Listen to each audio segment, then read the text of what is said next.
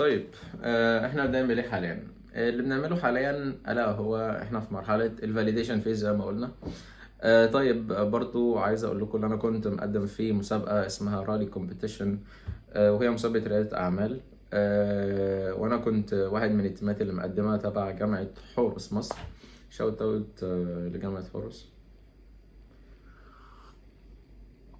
فاللي حصل ان المرحله ديت هي مرحله الفلتره. يعني مرحله الفلتره إيه هي مرحله الفلتره؟ المفروض مش عارف هم طلعوا التيمات على اساس ايه، بس اعتقد يعني من خبرتي التي لا انصح بها خالص، اللي هو انا طلعت عشان انا مش تك ستارت اب.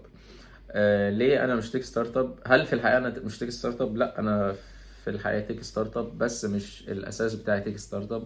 ودي الفكره من الموضوع كله. فعلى ما اعتقد ان انا انسحبت او هم فلتروني عشان كده.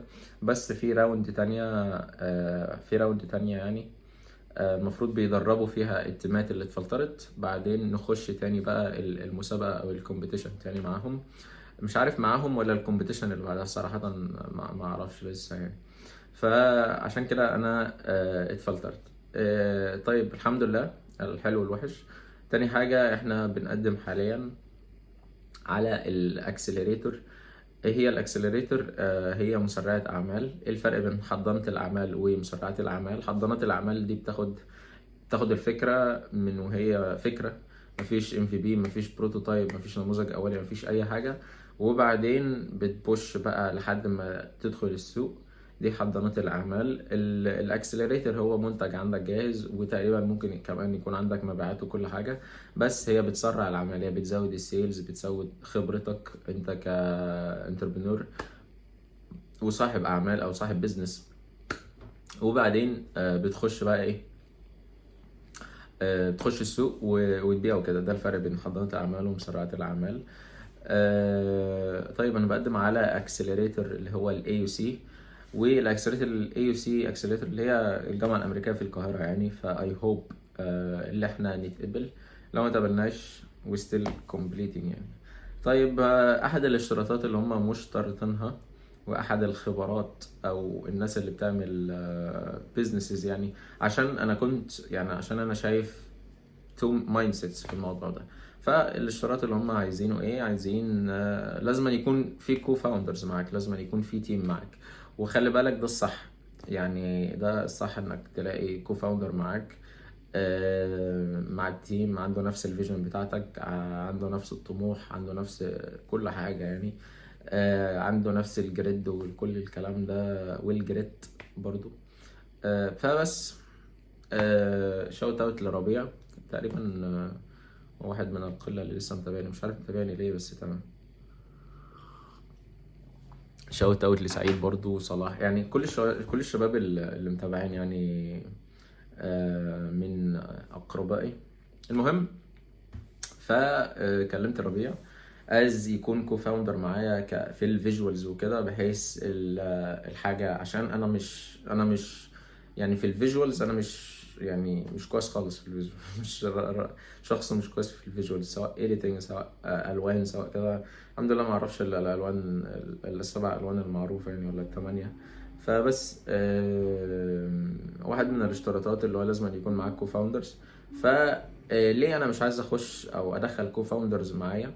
عشان بيزد على تجارب سابقة وبزنس فاشلة. فاللي حصل اللي هو ما كانش فيه مبيعات. فقررت من نفسي كده لازم أن يكون في مبيعات، او لازم أن يكون في فاليديشن ان فعلا المنتج ده موجود في السوق. وهكذا التجربة اللي فاتت كان في فاليديشن بس ما كانش فيه مبيعات. فاحنا بنطمح، او انا بطمح ان يكون في مبيعات الاول، بعدين ابدا ادخل كو فاوندرز معايا وكده، ويكونوا عندهم نفس الفيجن، ونعمل بيتش ديك واللي هي بتتعرض للمستثمرين. هلو مستثمرين، عايزين فلوس عشان نعمل منتج واحد اتنين تلاتة، والاستثمار ده هنحطه في الماركتينج، في البراندنج، في المشروع ان احنا نطور المنتج، كل حاجة. فالبروجكت ده ان شاء الله مكمل. و عشان احنا كلمنا الشركات، ومعظم الشركات يعني في اليو اس، امريكا، مش عارف فين، مش عارف فين، مش عارف فين، وشركات عايزين اروح لهم ونقعد معاهم، والبادجت طبعا البادجت تكون عالية عشان شركات وتيم والكلام ده، وانا متفهم الكلام ده. بس اتمنى ان انا اقابل شركة تاخد الفكرة معايا من وانا صغير لحد ما نكبر مع بعض، والفلوس اللي هتدخل لي وتدخل، لكن انا عارف ان ده على ارض الواقع ده مش موجود. فعشان كده وقعت على اي فود ساينتست باكستان وهنود وفي امريكيين كمان بيعملوا الريسيبيز دي، عشان بيعملوا الريسيبيز دي كوميرشال يوز، يعني هي جاهزه انك تروح وتبيعها والكلام ده بسعر قليل جدا قليل جدا، ممكن 1/20 او 1/30 من السعر بتاع الشركات ولا هكذا. الشركات دي، فده اللي احنا هنعمله. هنعمل البرودكت او هندفع لهم الفلوس، والفلوس دي كده كده طايره، يعني اي عشان يعني دي عشان فعلا دي اللي بتقول لنا ان البيزنس ده هيشتغل ولا لا. ده عشان نعمل فاليديشن، نتحقق ان فعلا البيزنس ده البرودكت ده هيشتغل، وعملنا الام في بي وعملنا سيلز، نزلنا وقلنا للناس انت، رحنا للتارجت كاستمر وبعنا وهكذا.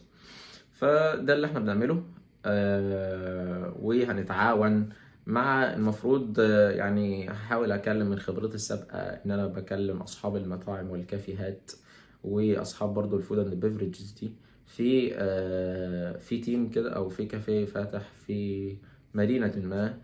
هنروح نتعاون معاه، او هروح اكلمه يعني عشان استخدم الماشينز اللي هي عنده مقابل، او مش عارف بقى ممكن يدهني بدون مقابل بقى اصعب عليه او اي حاجه من كده،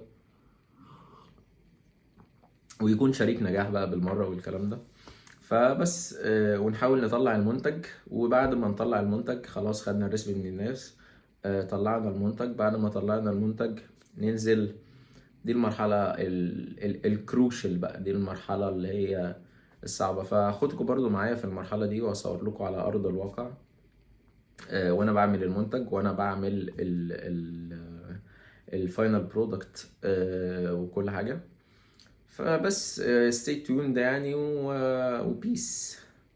شوت اوت للشباب اللي بتتفرج عليا. مش عارف انتوا بتتفرجوا على ايه، بس يعني كومبليت ان شاء الله. برضو انا مش عارف، انا عايز انزل على الانستجرام بس ماشي.